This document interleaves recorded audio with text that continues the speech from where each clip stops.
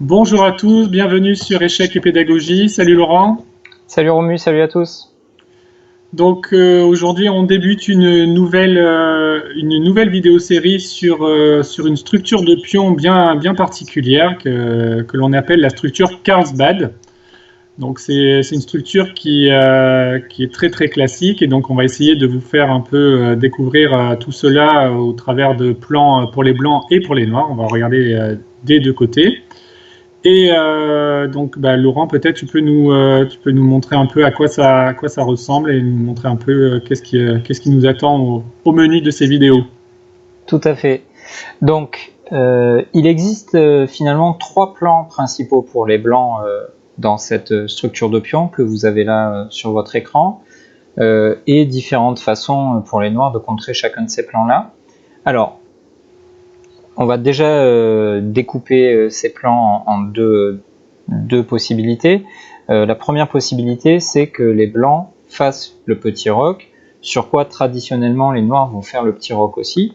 Et maintenant, dans cette structure qui est on ne peut plus classique, vous allez avoir ce qu'on appelle l'attaque de minorité. Alors l'attaque de minorité, c'est quoi?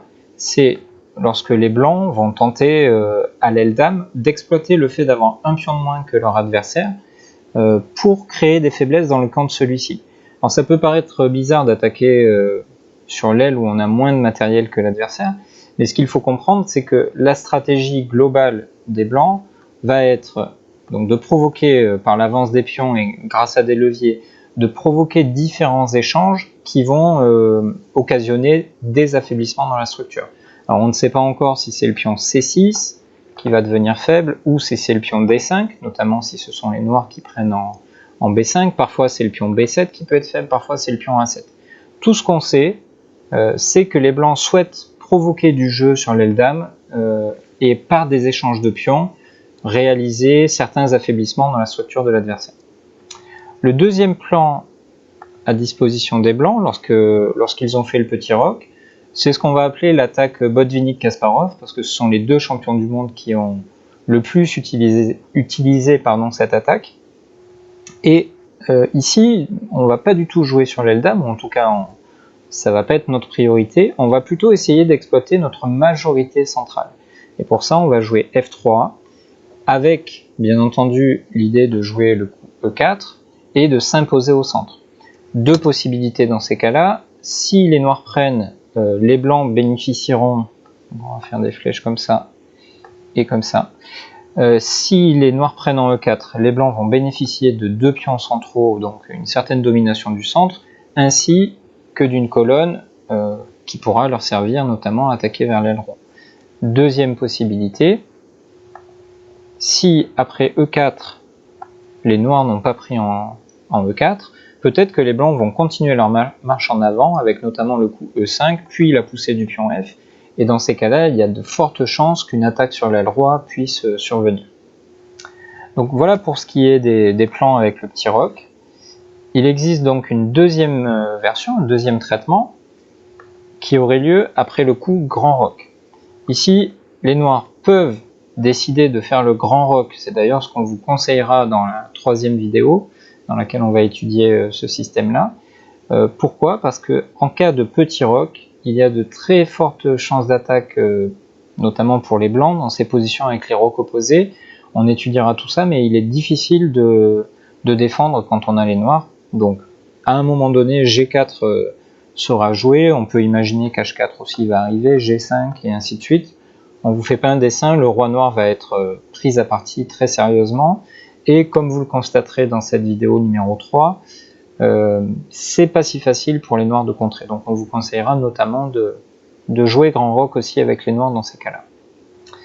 Voilà Romu pour les plans. Alors j'ai été assez rapide, mais j'espère que ça va déjà ouvrir quelques idées à nos followers. Est-ce que tu pourrais nous dire dans quel type d'ouverture survient cette structure Carlsbad?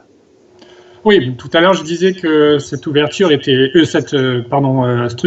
extrêmement classique. Pourquoi elle est classique? Parce que justement elle intervient dans pas mal d'ouvertures. Alors la plus fréquente, c'est la variante d'échange du gambit de la dame, donc caractérisée par les coups de D4, D5, C4, E6. donc le gambit-dame refusé, cavalier C3, cavalier F6, et là, la variante d'échange, donc pion prend D5, E prend D5, alors fou G5, disons, fou E7, on se décloue, E3 et C6. Et donc, on voit la structure Carlsbad apparaître, et avec les différents plans que tu as décrits. D'accord. Une autre ouverture qui peut faire intervenir cette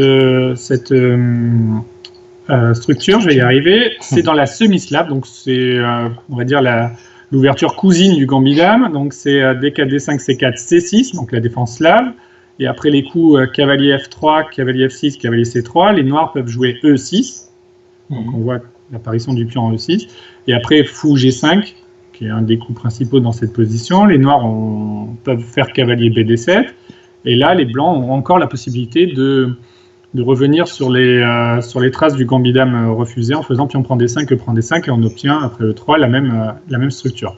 Ok. Alors, il faut bien avoir en tête que cette structure n'est pas destinée que pour les blancs. Ça peut arriver aussi à couleur inversée. Alors, par exemple, on peut faire E4, C6, une défense carocane. On va se mettre du côté des noirs. Ouais. Ouais. Donc, sur une défense carocane, ok. Comment est-ce que ça peut s'expliquer, ça? D4, D5.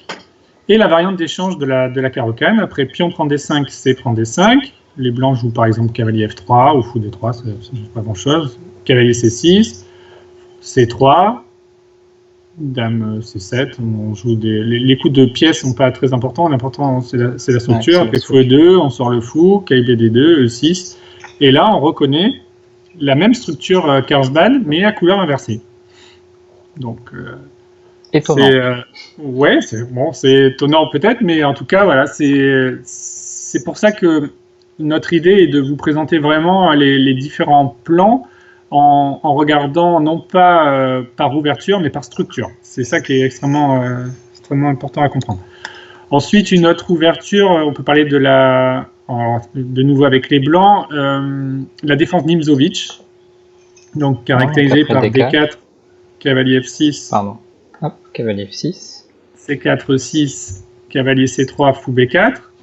Là, beaucoup de coups sont possibles pour les blancs, mais un des coups principaux, c'est E3. Les noirs, eux aussi, ont pas mal de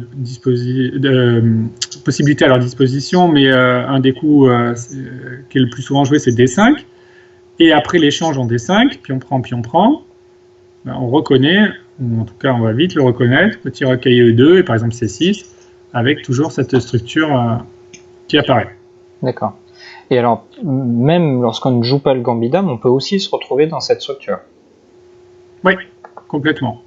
Donc après D4, on peut imaginer donc D5, cavalier F3, cavalier F6, et là les blancs peuvent jouer le coup E3, qui après C5, C3 est appelé la variante où le système colle, et les noirs jouent par exemple cavalier C6, coup naturel, cavalier BD2, et là encore une fois les noirs ont la possibilité d'échanger en D4, et après E prend D4, encore une fois on voit la structure apparaître.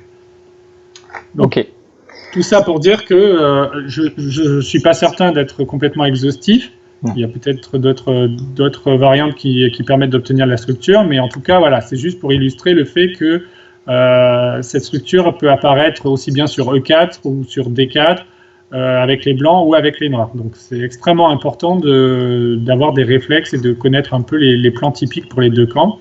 Et c'est pour ça qu'on va faire ces vidéos. Voilà, donc on vous invite tout de suite à aller voir la première vidéo qui va donc traiter de l'attaque de minorité. La deuxième vidéo sera sur le sujet de l'attaque Kasparov-Botvinnik avec F3, E4, et la troisième sur le coup grand rock, on va dire, dans ce type de structure.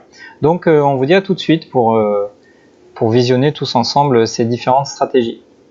Au revoir, à tout de suite.